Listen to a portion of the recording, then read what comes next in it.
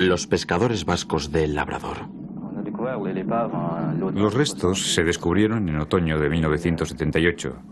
Hicimos unas travesías a lo largo de la isla, aquí en Saddle Island. Y en la segunda o tercera travesía, el buceador que en ese momento estaba en el agua, Bruce Bennett, un buceador experimentado de Cap Breton, salió del agua excitado, y no era de los que se excita fácilmente, y dijo, "I think we've got a wreck", unos restos.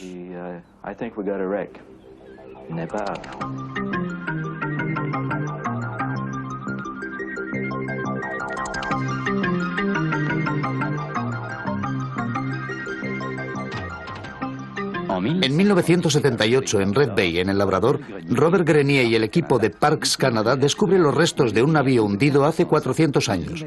Una nueva página de la historia de América va a escribirse aquí. Las investigaciones de arqueólogos e historiadores levantan el velo sobre la historia de los primeros europeos que explotaron las riquezas del Canadá, 40 años antes de la primera colonia de Raleigh, 60 antes de la de Champlain. Las excavaciones arqueológicas nos permitirán desvelar los secretos de los vestigios del Red Bay. Pero antes hay que saber de dónde venía este navío, cuándo y cómo fue construido y qué le atraía a las aguas glaciales del Labrador. Para responder a estas cuestiones, dejemos Red Bay y retomemos la historia al otro lado del Atlántico, en el País Vasco. Abierto al mar, adosado a los Pirineos, el País Vasco estaba a caballo entre Francia y España, tal como hoy. Los vascos compartían el mismo idioma, las mismas costumbres y el mismo interés por la navegación. En Oñate, en este antiguo monasterio, se han reunido los archivos de los notarios de la costa. Mediante estos documentos legales y comerciales, contratos y testamentos, los armadores, carpinteros y marineros de aquella época nos cuentan su vida. Los archiveros transcriben miles de documentos, los traducen y clasifican para que las piezas de este rompecabezas, desparramadas en el espacio y en el tiempo, recompongan una imagen auténtica del pasado. Fue así como Selma Barkham, geógrafa e historiadora, identificó Red Bay como el lugar donde se perdió un navío hundido en el Labrador. Pero para ello tuvo que descubrir y rehacer la geografía del Canadá vasco. En todo este archivo hay muy pocos documentos que mencionen lugares del Canadá. Tenemos la suerte de tener testamentos que nos indican dónde fueron redactados. Y aquí tenemos dos documentos escritos, uno en Blanc-Sablon en 1548 y el otro en Chateau Bay en 1572. Los dos hablan de chalupas. En el primero se habla de una chalupa que pasa el invierno en Blanc-Sablon y en el otro de dos chalupas vendidas en Chateau Bay, en el Labrador. La tierra que Dios dio a Caín. Así bautizó Jacques Cartier a El Labrador en 1534 en su viaje por mandato de la corona francesa. Jacques Cartier no fue sin duda el primero en arribar al Labrador. Los lugares de la costa de Terranova eran ya citados y conocidos por muchos pescadores de bacalao, normandos, bretones, ingleses y vascos. En dicha época, los vascos efectuaban la travesía transatlántica y afrontaban los rigores del clima del Labrador. Fueron ellos los primeros europeos en instalarse en el Canadá para explotar sus recursos naturales. Es la historia de estos hombres la que ahora vamos a conocer.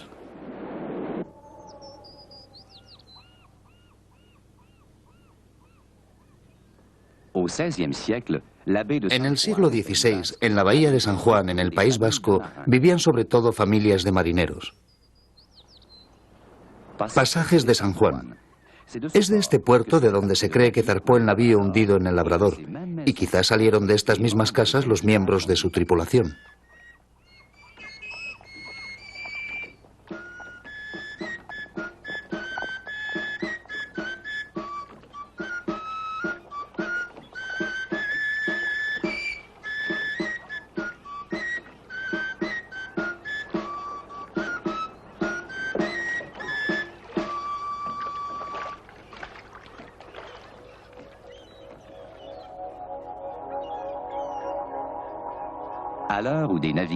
Mientras célebres navegantes descubren y conquistan nuevas tierras, los vascos persiguen un objetivo muy diferente. Ellos salen a pescar. En verano, los pescadores de bacalao llegaban hasta Terranova, aunque no se instalaban allí por mucho tiempo. Pero los que se quedaban en el Labrador hasta diciembre y que a veces eran sorprendidos por los hielos, viajaban hasta el Nuevo Mundo a la pesca de la ballena.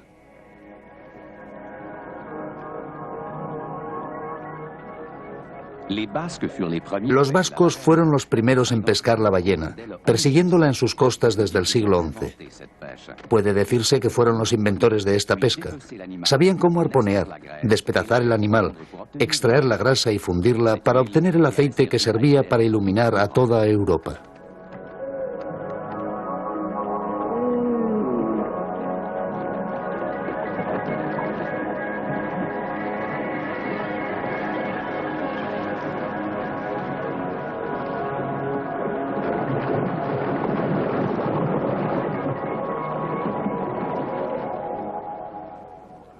El llamado Domingo de Echaniz, vecino de la susodicha villa de Orio, respondió a la sexta pregunta que hace de esto cerca de 10 años el testigo fue a la pesca de la ballena al lugar llamado Tierra Nueva, al puerto que llaman Butus, en un navío perteneciente a Ramos de Arrieta. Con el mismo Ramos Lomo, capitán y comandante, y habiendo terminado la pesca de la ballena y prestos a zarpar hacia España, vino sobre ellos en dicho puerto una tempestad que tras romper las amarras de proa volcó el navío y lo arrastró a la costa, de tal modo que todo el aceite de ballena que había a bordo, unos 1000 barriles y el navío, fueron dejados en Tierra Nueva.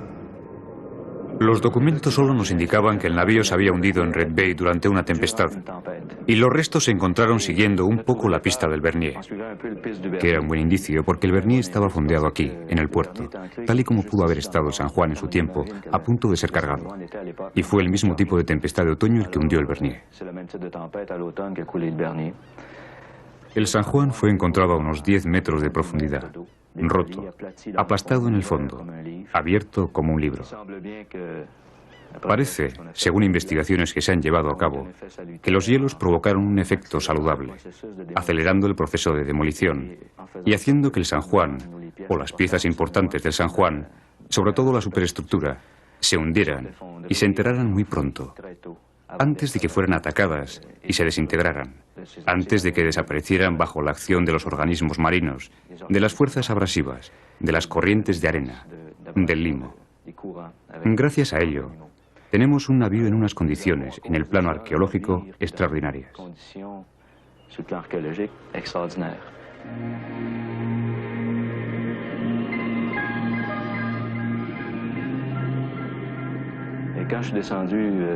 Y cuando descendí, fue algo extraordinario, porque estaba a la defensiva. Es demasiado fácil, no se pueden encontrar unos restos así, descendiendo solo 2 o 3 veces. Y sin embargo, la nave era de roble. Bastaba remover el agua y se veían las piezas de los barriles de roble con una sustancia grasienta aún pegada al interior de las duelas. Ya se apercibían unos indicios muy interesantes.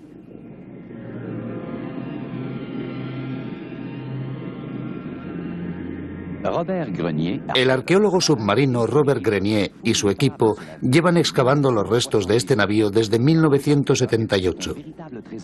Para los arqueólogos es un verdadero tesoro, muy diferente de los galeones españoles de los mares del sur, con sus cofres llenos de oro, plata y piedras preciosas, pero totalmente descompuestos.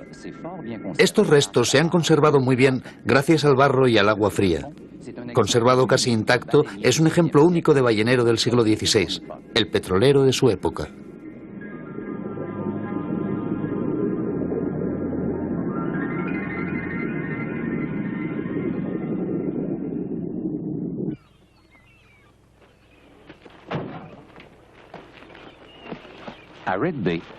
En Red Bay, 2 grandes equipos llevan adelante las investigaciones bajo el agua y en tierra. Es un acontecimiento en la historia de la arqueología. Cada mañana, mientras los buceadores se sumergen, el equipo de la Universidad Memorial de Terranova se dirige a las islas de los alrededores de la bahía. El doctor James Tuck dirige las excavaciones en tierra. Desde 1978 se han descubierto muchos yacimientos ocupados otrora por los vascos.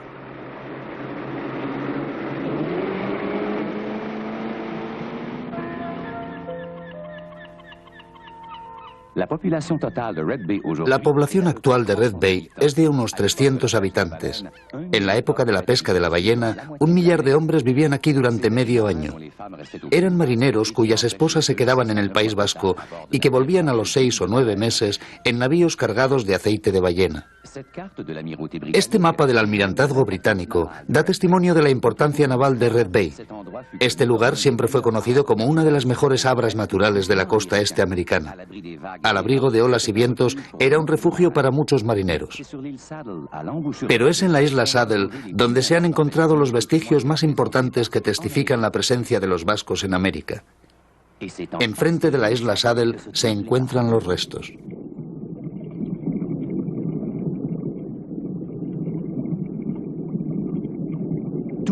Las duelas de los barriles reventados se identifican y localizan en el fondo del agua. Para los arqueólogos significan que este navío era un ballenero, ya que el aceite de ballena era transportado en barriles de roble. Todos los indicios apuntan a que se trata de un navío vasco, quizá el San Juan, hundido en 1565 con una carga de aceite de ballena a bordo.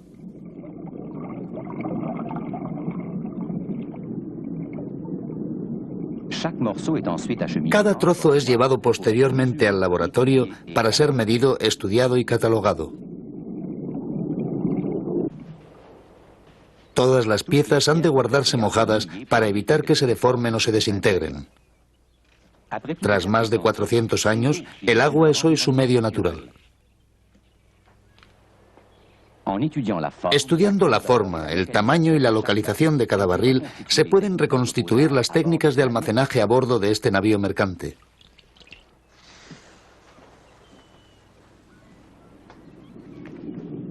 Se comprende que la pérdida de tal carga fuese objeto de investigación judicial si se tiene en cuenta que el precio de cada barril equivaldría hoy a unos $7.000.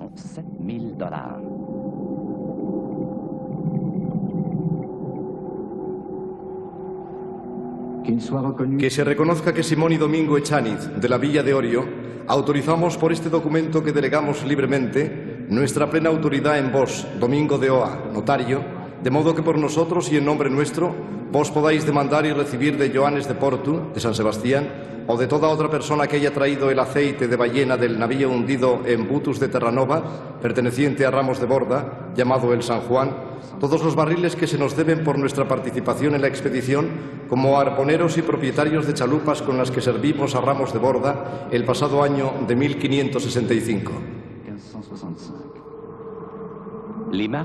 Los marinos vascos fueron también los primeros importadores de materiales de construcción al Canadá. Traían la madera para fabricar los barriles y las tejas rojas para reparar los tejados de sus cabañas dañadas por el invierno del labrador. Aquí, frente a mí, había una barrilería, es decir, un taller de fabricación de toneles del siglo XVI en la época de la pesca de la ballena. Estos trozos de teja roja nos llamaron la atención. Debían de ser así de largas y la mitad de anchas, y seguramente los tejados de las barrilerías estaban construidos con madera y tejas rojas. Hoy estamos excavando una zona muy cercana a la barrilería donde se depositaban montones de cosas rotas. Se han encontrado azuelas que servían para hacer los interiores de los toneles, sierras para hacer las ranuras en la madera y otras muchas herramientas.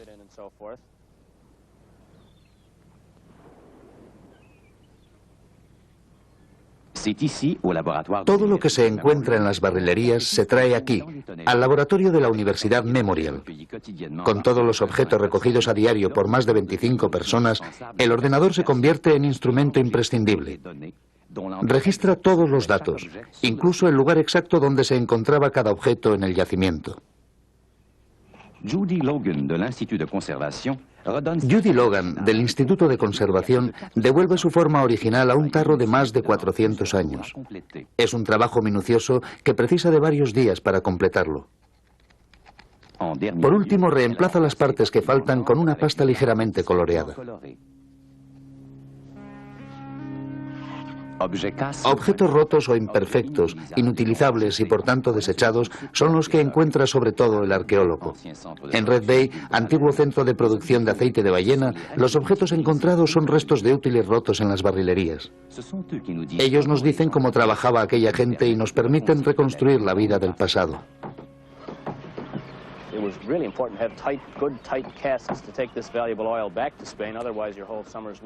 La vista desde este lugar debía de ser magnífica, sobre las barrilerías de tejas rojas situadas al otro lado de la plataforma, quizás con el San Juan u otros galeones anclados en la bahía.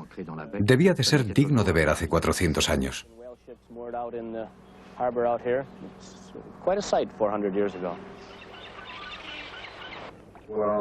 As far as I know, the only problem we have so far is the fact that people are not writing down all the descriptions and Los miembros del equipo de arqueología subacuática de Parks Canada se reúnen cada mañana en la plataforma anclada sobre los restos del navío.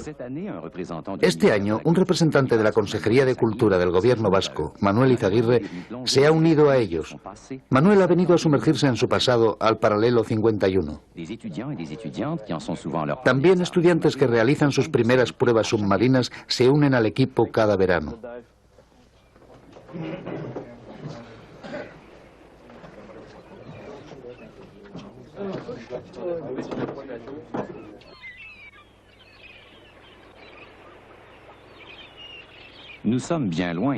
Nos hallamos muy lejos de los veleros de nombres evocadores que surcan los mares del sur.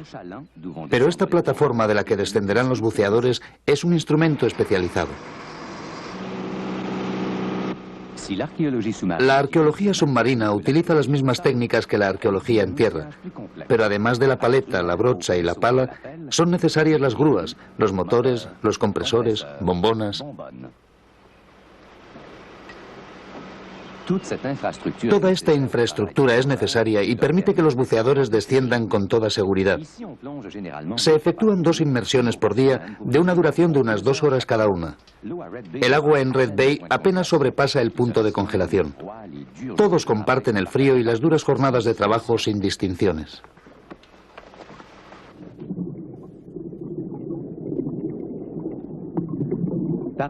Entre los instrumentos especializados se encuentra la bomba de aire que aspira el sedimento acumulado sobre los restos.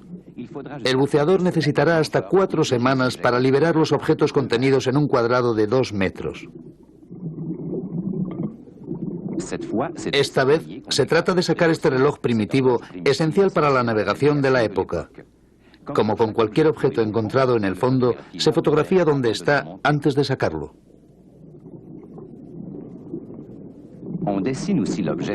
También se hace un dibujo del objeto en su contexto, como el cofre que contenía la brújula y el reloj de arena. Alguien había grabado una especie de damero o ajedrez. ¿Será un juego con el que los marinos vascos amenizaban las largas noches de invierno del labrador lejos de sus familias? En el laboratorio de Parks Canada en Ottawa se limpian los objetos impregnados de agua.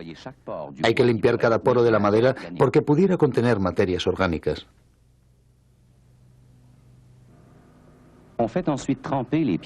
Todas las piezas de madera se impregnan en un baño de cera sintética. Esta solución reemplazará al agua en la estructura molecular de la madera a fin de preservarla de la descomposición. Esta gran pieza es el cabrestante ya restaurado. Servía para elevar el ancla del navío y nos ayuda a imaginar la vida que se hacía a bordo.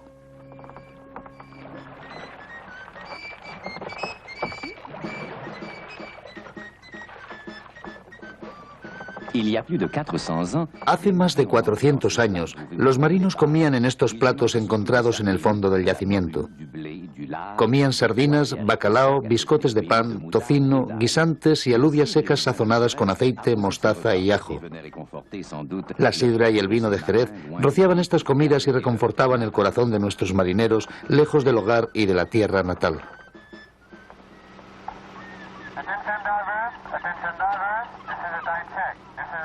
Manuel Izaguirre se prepara para descender. Es arquitecto y lleva bajo el agua los mismos instrumentos que utiliza en tierra: lápiz, papel, regla, cartabón, pero también la plomada. En Red Bay no basta con el traje impermeable que se usa en aguas frías. Los buceadores llevan un traje de agua caliente diseñado para plataformas del Mar del Norte. Pueden trabajar el doble de tiempo y encontrarse mucho más cómodos. En el equipo siempre ha de haber un buceador de seguridad. Dispuesto a bajar en caso de peligro, debe estar en la superficie en comunicación con los que se encuentran en el fondo.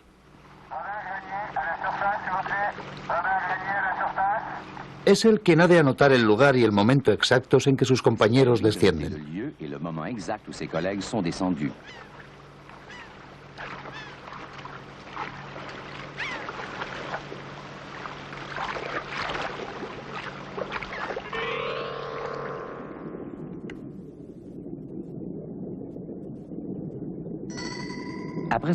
Tras sacar los barriles y demás objetos contenidos en el navío, nos encontramos ante el casco del barco, 25 metros de eslora y más de 400 años de existencia. Hicieron falta 5 años de excavaciones para liberarlo de popa a proa. Al igual que los demás objetos hallados, se quiere conservar el casco tal como está. Para ello, hay que diseñarlo con mucha precisión. El lugar, la forma, también la elevación e incluso el ángulo de una madera rota son indicios indispensables.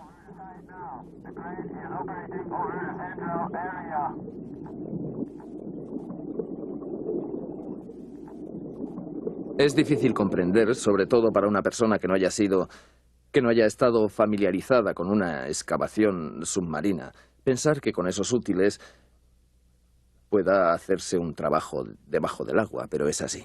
Toda la sistemática de trabajo de un dibujante en una excavación submarina es prácticamente similar a la que pueda desarrollarse en una excavación terrestre. Es decir, que se toman las coordenadas de un punto en abscisa y ordenada, y se medirá la distancia que le separa del punto de referencia absoluto sito en tierra.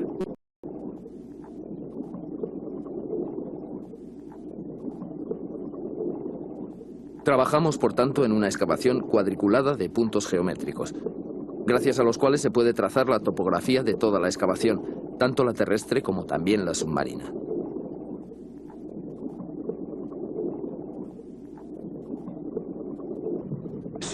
En un papel plastificado, la calidad y la precisión del trabajo son iguales al que se hace en la superficie en seco.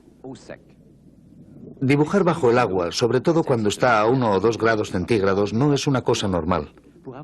Para poder hacer un trazo más preciso, Manuel utiliza guantes agujereados y el agua caliente que se derrama continuamente sobre sus dedos le permite trabajar con eficacia en el agua glacial de Red Bay. El navío se halla dentro de un contexto arqueológico. Fuera del navío hay muchos vestigios de la actividad de los vascos del siglo XVI que pescaban las ballenas, que las traían al puerto con sus pequeñas chalupas, las balleneras, y que las despedazaban, sea en el mismo barco, sea en la costa. Por eso, desde el inicio de este proyecto, estaba claro que lo que nosotros hacemos aquí es una continuación de lo que hace el Dr. Tack en la isla. Es decir, si el San Juan no estuviera aquí, habría que hacer excavaciones submarinas. Entre los restos y la orilla, los buceadores han abierto una zanja donde han encontrado innumerables huesos de ballena. Estos huesos provienen de los despieces efectuados a lo largo de la orilla. Estos desperdicios industriales dan hoy a los arqueólogos indicaciones sobre las técnicas usadas por los vascos.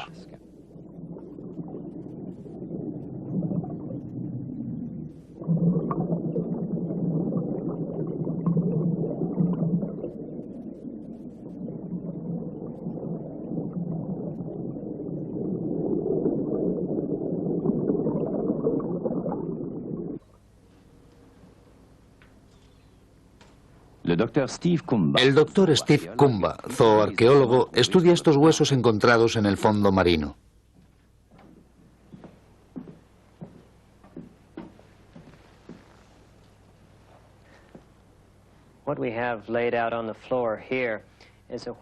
Esto que tenemos aquí esparcido por el suelo es una aleta de ballena que proviene del fondo del océano cerca del lugar donde se encuentran los restos. Tiene muchas analogías con la mano humana. Esta larga serie de huesos son las falanges. Esos huesos más grandes son los metacarpios y después se ven los carpios que corresponden a los huesos de la muñeca. Todo esto estuvo recubierto de un enorme burlete de piel, de grasa y de cartílago. Es el mecanismo de propulsión de la ballena. Pero si queremos saber más sobre el modo en que los vascos utilizaban la ballena, hay que observar algunos de estos huesos con mayor atención. Por ejemplo, este. Se ven diferentes marcas, una serie de marcas de útiles de metal que han cortado hasta el hueso. Aquí hay otra, mire. Se puede suponer que estas grandes aletas planas servían sobre todo como planchas para cortar la grasa. Los vascos debían extender la aleta en tierra y colocar encima las tiras de grasa que cortaban en trozos e iban tirando al caldero para hacer el aceite.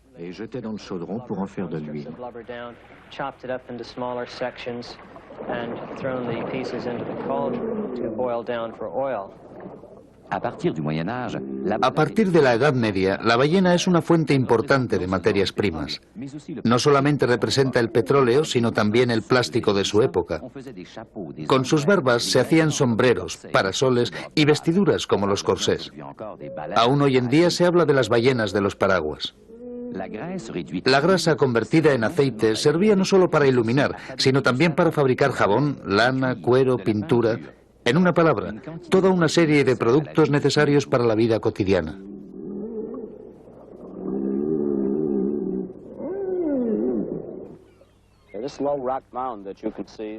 Este montículo que se extiende aquí a lo largo de unos 10 metros es probablemente un horno. Tiene el mismo aspecto que tenían los demás hornos antes de comenzar la excavación. Cuando llegamos aquí en 1977, encontramos muchos, y ya en las primeras excavaciones encontramos esta sustancia negra.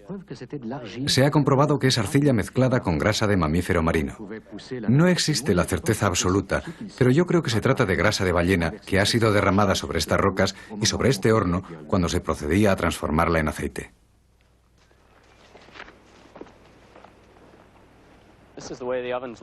Este es el aspecto que presentan los hornos tras la excavación. Pueden ver que este tenía 6 fuegos. Algunos presentaban una especie de plataforma delante donde quizá se despedazaba el animal o que servía como muelle a las chalupas que partían a la pesca de la ballena.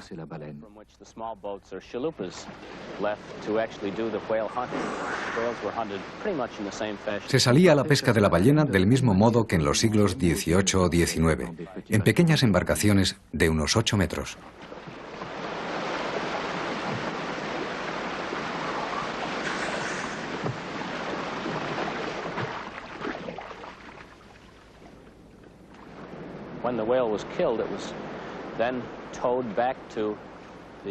Y cuando pescaban una ballena, la remolcaban hasta las instalaciones de Red Bay, contrariamente a los siglos XVIII y XIX, en los cuales el despiece y la transformación de aceite se hacían a bordo del barco. Tras arrastrar la ballena cerca de los hornos, se procedía a quitarle la grasa, se cortaba en trozos y se trinchaba. Las calderas eran de cobre. Hemos encontrado trozos, pero nunca una entera. En algunos trozos, la grasa de la ballena se ha incrustado y se ha encontrado en los fuegos, por lo que puede que algunas veces las calderas explotasen y derramasen 45 galones de aceite de ballena hirviendo en alguno de los fuegos. No les debió resultar nada divertido. Lo que en apariencia es solo un montón de piedras, para el arqueólogo es un lugar vivo.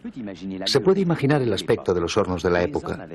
Los hombres habían preparado una plataforma tras los hornos. Allí llenaban las calderas de grasa y después las vaciaban en los barriles llenos de agua para enfriarla y purificar el aceite que después transportaban hasta Europa.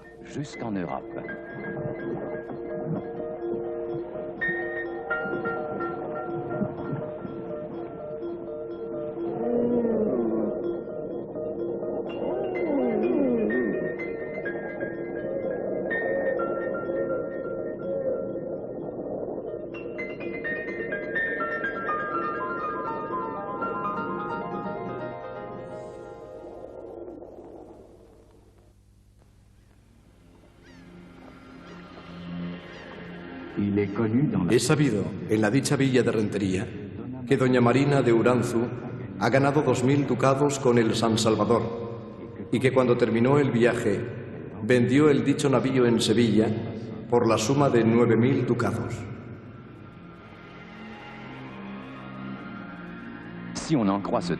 Si es cierto lo que dice este texto, un armador podía en una sola temporada de pesca de ballena amortizar el precio de un barco e incluso obtener un beneficio importante. Pero esta empresa extremadamente lucrativa conllevaba también riesgos considerables. A veces los barcos no regresaban.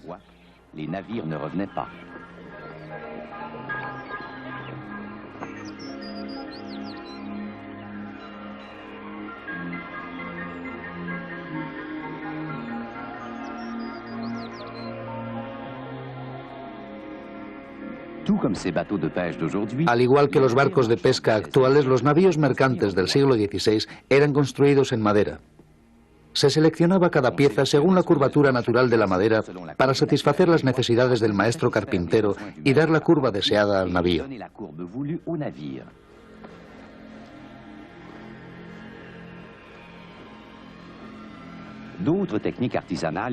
Otras técnicas artesanales utilizadas por los vascos han subsistido, transmitidas de generación en generación a través de los siglos. Aún hoy, los últimos ajustes en los costados del navío se hacen con la precisión visual y una herramienta llamada azuela.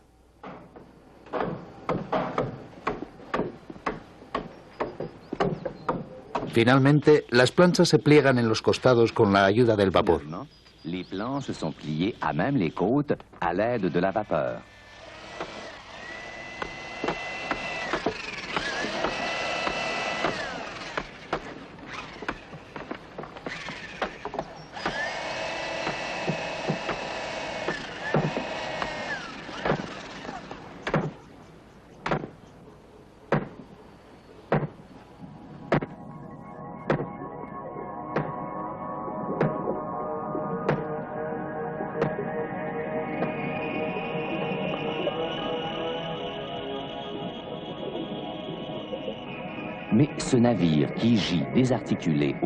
Pero ¿cómo se construyó este navío que yace desarticulado en el fondo de las aguas de Red Bay? ¿Qué técnicas utilizaron los carpinteros vascos del siglo XVI? ¿No habrá que sacar los restos del fondo del agua para saberlo?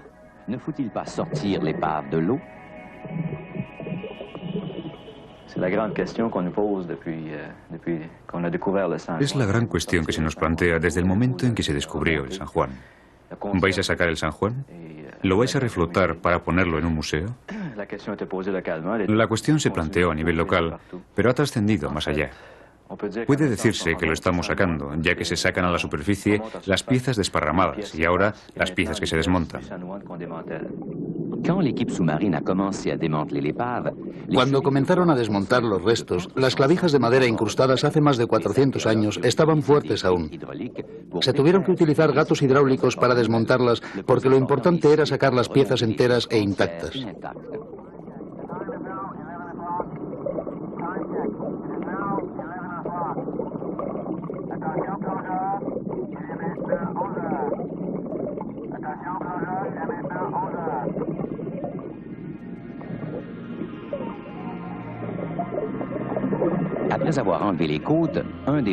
Tras quitar los costados, se calcan los detalles del ensamblaje de planchas del casco en papel plastificado.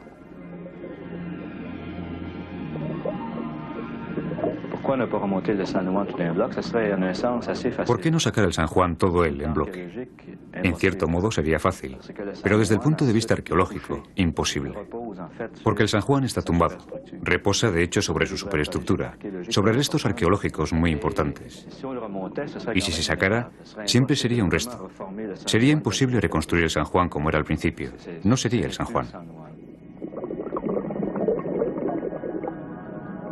Robert Grenier descend près de l'épave à cette étape historique. Robert Grenier desciende al lugar donde están los restos. Es el momento crucial, el punto culminante de 4 años de trabajo minucioso, porque desmontando las últimas piezas del navío, los arqueólogos podrán descubrir no solo lo que se esconde bajo el armazón aplastado, sino también los secretos de su construcción.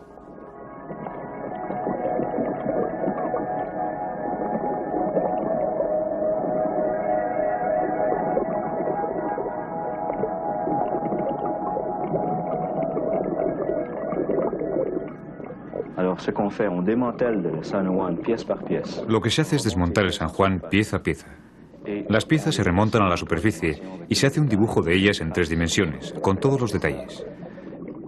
Y con la ayuda de estos elementos se podrá reconstituir el San Juan en papel, con todos sus detalles. Con la ayuda de esta técnica, después se puede rehacer cada pieza en una escala de 1 a 10. Y cuando hablo de maqueta, no me refiero a las maquetas tradicionales que se ven en los museos. Lo que vamos a hacer es una maqueta del San Juan, un documento arqueológico, un navío, como era el San Juan antes de su hundimiento, pero con sus defectos, con sus puntos débiles, con esta pequeña plancha en la parte de atrás que estaba quemada por el interior y que el comprador no vio jamás. Todos estos elementos van a estar ahí.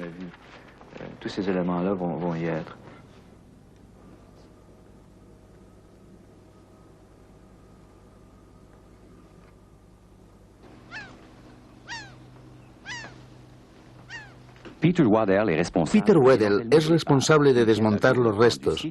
Él es quien decide qué piezas han de desmontarse en primer lugar. Para evitar que se rompan, hay que buscar el orden de construcción del navío y deshacer el armazón siguiendo el orden inverso en el que fue ensamblado.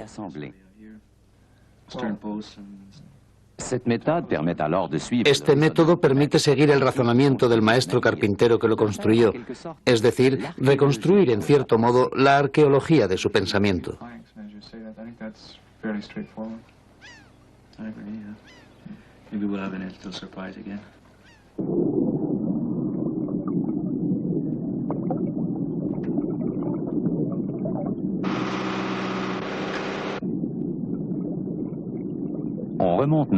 Se remonta una pieza maestra. Esculpida en un inmenso trozo de madera, se encuentra en la base de la popa y se la llama la curva del codaste.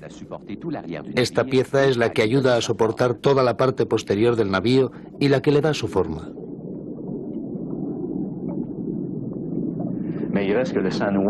Pero la verdad es que el San Juan es desmantelado poco a poco. Cada vez que desciendo bajo el agua, me entristezco. Este navío, al que paulatinamente he ido amando, desaparece por la fuerza de mi acción y la de mi equipo. La proa ha desaparecido. Una gran parte del estribor de atrás ha desaparecido. El San Juan se desvanece y es la arqueología la que lo ha llevado a la destrucción. Se destruye el yacimiento y también la evidencia. Y es por ello por lo que es muy importante registrar con la máxima exactitud los datos que se van a destruir. El navío no era eterno. Poco a poco se estaba desintegrando. Vamos a hacer que el San Juan sobreviva. Vamos a hacer revivir los secretos que ocultaba y que paulatinamente estaban desapareciendo. Los vamos a distribuir. Los vamos a diseminar aquí, en nuestro país, y también por el mundo. Deshacer para construir, para convertirlo en más o menos eterno.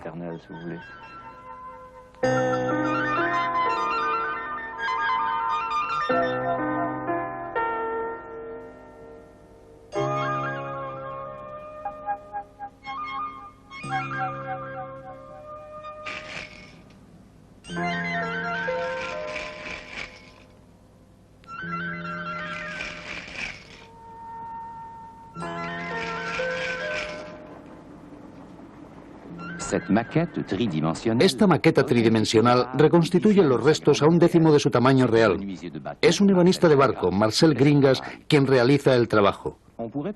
Se podría pensar que sería mucho más simple remontar los restos de una sola pieza, pero no es así. Porque modelando cada pieza según los restos, dándole sus curvas y su forma, en una palabra, rehaciendo el mismo navío, el maquetista carpintero descubre de nuevo las técnicas de ensamblaje de la época. Utiliza también los métodos tradicionales como el vapor para plegar las pequeñas planchas.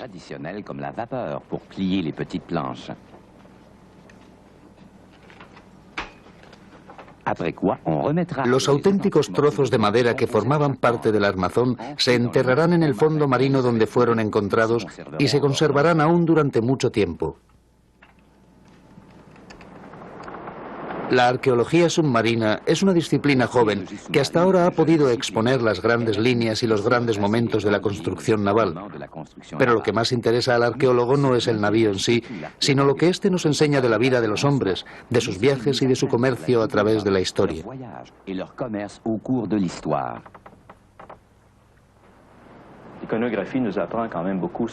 La iconografía nos enseña muchas cosas sobre los navíos del siglo XVI. Los barcos los vemos en general fuera del agua y se aprecia su aspecto general. A veces se perciben algunos detalles de la popa de un barco. Por ejemplo, en el siglo XVI era un problema el que la popa fuese cuadrada, algo así como si al barco de la Edad Media, que era puntiagudo por los dos extremos, se le hubiese cortado el casco. Si se cortaba para tener más espacio en el interior, se podían llevar muchas más mercancías a través del Atlántico o volver con muchas más mercancías.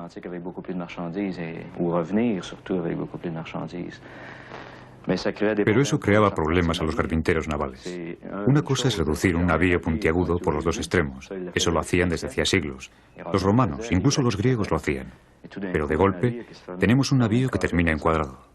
¿Cómo lograr que esta estructura sea al mismo tiempo sólida? El carpintero vasco encontró una solución, cuanto menos interesante.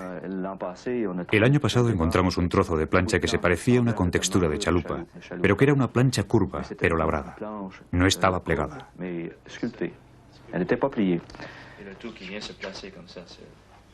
Todo se coloca así en el codaste. ¿Lo ves? Muy hermoso. ¿Ves esta curva de aquí? Pero aquí no se ve la largura total, ¿no? No está roto, pero se ve que no ha sido doblado. Está labrado. Sí, sí. Y esta es una pieza casi única en el mundo. Fue labrada como lo hicieron antiguamente para los barcos griegos y romanos. Se trata de una pieza, de un testimonio extraordinario.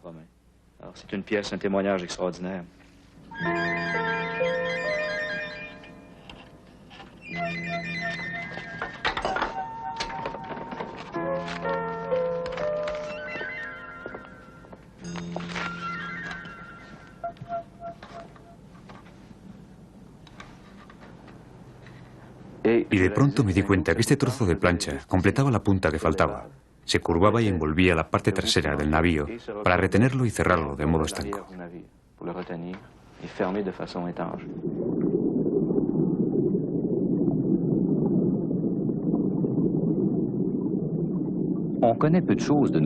Se conocen pocas cosas sobre la navegación del siglo XVI y todo objeto que se encuentre entre los restos es algo muy precioso. Los mocos, las poleas, los cordajes indicarán cuál es la posición, el grosor y el ángulo de los mástiles hoy desaparecidos. El arqueólogo podrá reconstruir el velamen del navío, tener una idea de su fuerza motriz e imaginar cómo trabajaba la tripulación a bordo y cómo navegaba.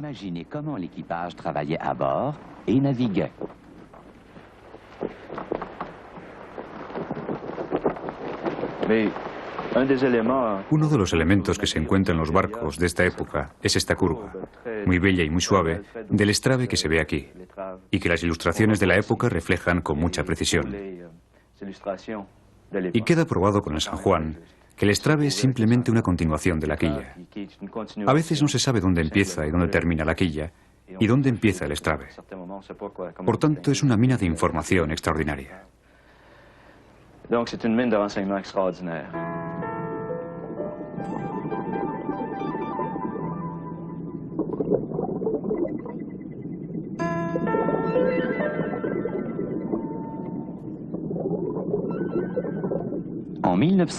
En 1983, una joven arqueóloga del equipo de Parks Canada descubre por casualidad un objeto que pasó inadvertido para los demás buceadores.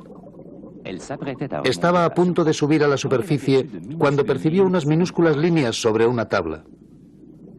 Grabado en la madera había un barco de 3 mástiles trazado por la mano de un marinero vasco.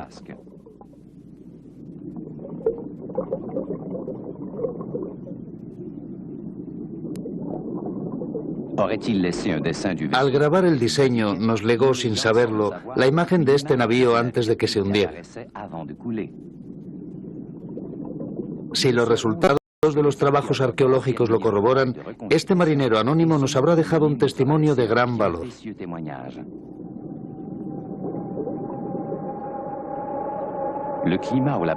El clima en el Labrador cambia bruscamente y la llegada repentina del invierno obligó más de una vez a los pescadores vascos a adelantar el regreso. A menudo los hielos los aprisionaron y tuvieron que esperar la llegada de la primavera en refugios de invierno.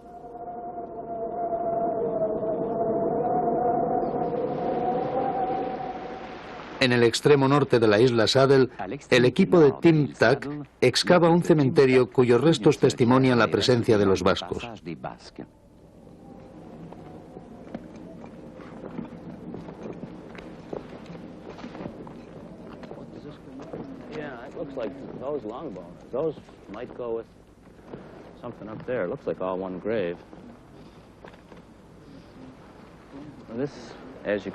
Como pueden ver, todo esto es un cementerio, o mejor dicho, uno de los cementerios. Habiendo cada verano 700, 800 o incluso 1000 hombres durante un periodo de 50 o más años, hay que pensar que hubiera una cierta cantidad de muertos. No sé cuál podía ser la tasa de mortalidad durante un viaje por mar, pero podía andar sobre el 4 o el 5%. Y creo que en una actividad peligrosa como era la pesca de la ballena, la tasa debía de ser bastante más alta. Descubrimos las tumbas en 1982. En una de las excavaciones cavamos, dimos la vuelta a la turba y descubrimos debajo un esqueleto humano. Uno de los esqueletos estaba enterrado en una caja cerrada con clavos típicamente vascos del siglo XVI, muy diferentes de los que otros pueblos pudieron utilizar aquí en el siglo XIX.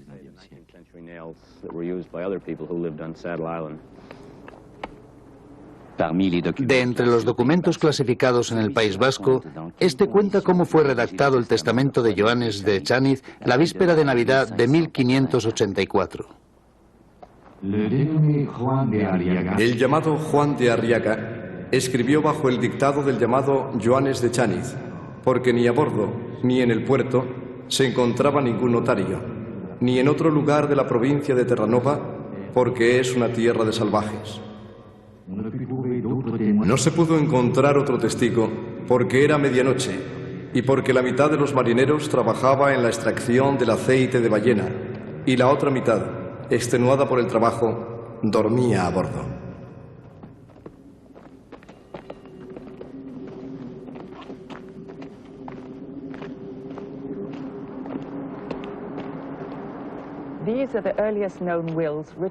Estos son los primeros testamentos conocidos escritos en América del Norte, al norte de México. Fueron redactados en la costa sur del Labrador.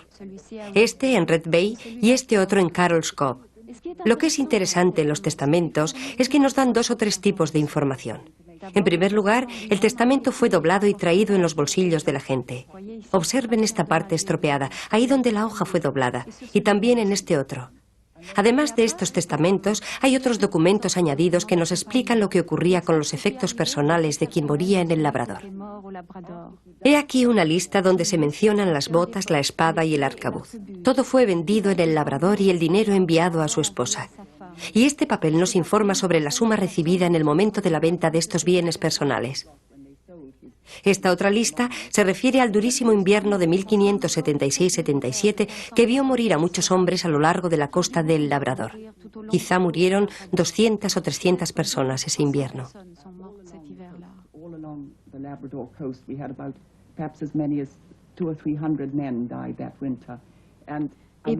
Entre ellos murió un hombre de Deva, y en esta lista se pueden ver sus botas y otros efectos personales.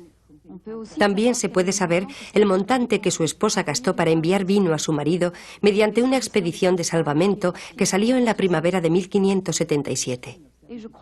Supongo que en ese momento ella esperaba que su marido estuviera aún vivo y que recibiría el vino. Desgraciadamente, para entonces ya debía estar muerto.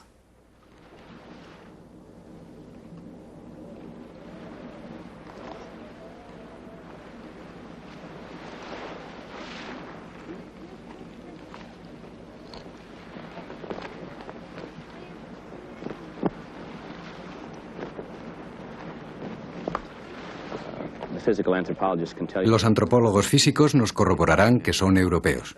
De hecho, estamos seguros de que se trata de vascos del siglo XVI o de principios del XVII. Creo que aquí se han encontrado unos 60 cuerpos. Me imagino que habrá más cementerios, pero es posible que nunca los encontremos. Nos ha llevado 5 años encontrar este cementerio y dentro de 5 años ya no estaremos aquí. Luego es ahora o nunca.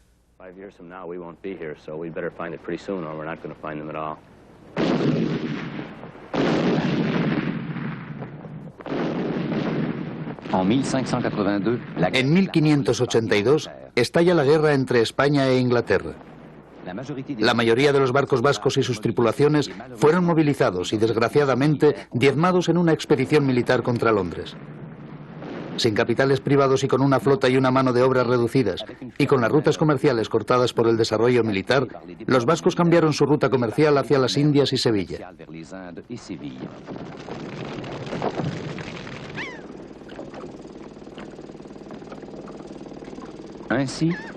Fue así como a comienzos del siglo XVII los vascos abandonaron las costas de El Labrador y su fauna marina. Fueron las técnicas de pesca de los vascos tan eficaces que en 75 años hubieran podido diezmar la población de ballenas del sur del Labrador. Según muchos científicos, parece que sí. Entre las aventuras militares de la corona española, a las cuales los vascos tenían que doblegarse, y una presa que se hacía cada vez más escasa, el comercio del aceite de ballena se convirtió en algo arriesgado y menos lucrativo.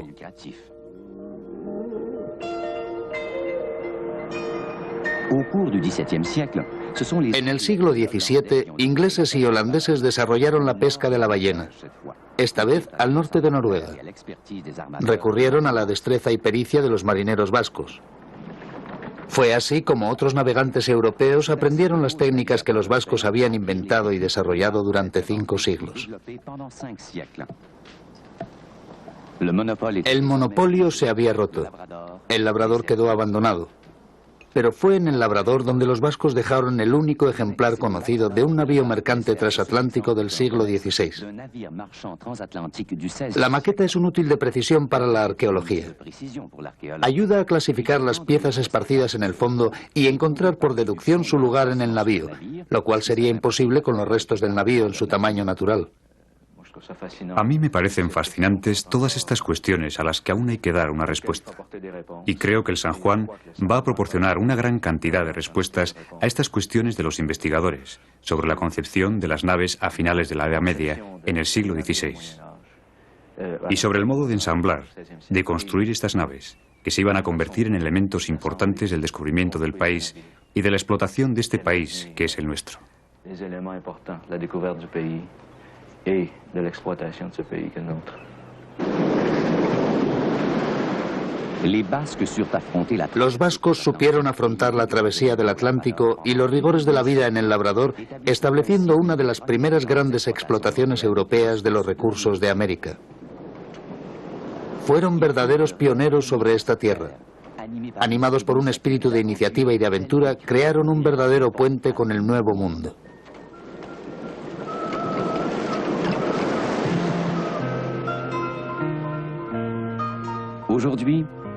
Hoy, no lejos de las aguas donde los vascos pescaban la ballena, otros navíos buscan otro líquido precioso.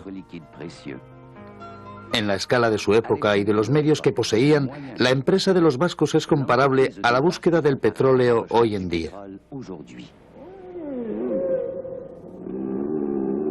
Así, a través de los siglos, la gran aventura de los vascos nos hace reflexionar. Los hombres producen los bienes necesarios para la vida, el calor, la luz. Pero si en su apresuramiento por enriquecerse los hombres no saben poner fin a su sed de riquezas, será la naturaleza quien imponga sus límites.